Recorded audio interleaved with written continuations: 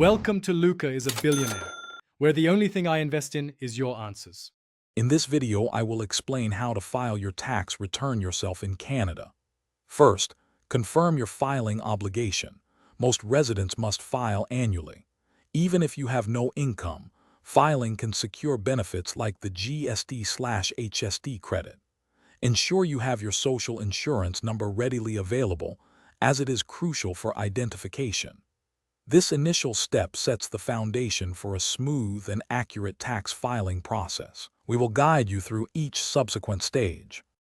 Next, it's time to gather all your necessary documents. This includes income slips like your T4 for employment income, T4A for pension or other income, and T5 for investment income. Don't forget any T2202 forms for tuition or medical expense receipts. Having these organized beforehand will save you significant time and ensure you claim all eligible deductions and credits, potentially reducing your tax payable. Now let's choose your filing method. The most common and efficient way is using certified tax software, many of which are free for those with modest incomes. This software guides you through the process and calculates your taxes automatically.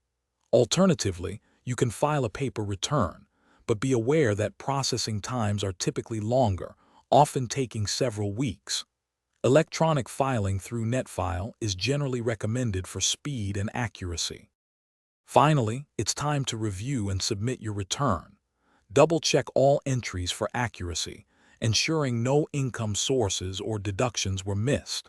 Once confident, submit electronically using NetFile for the fastest processing and refund. If filing by mail, send your completed return to the Canada Revenue Agency.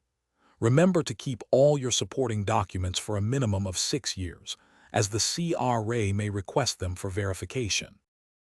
Thanks for watching and please subscribe. It's the best investment you'll ever make.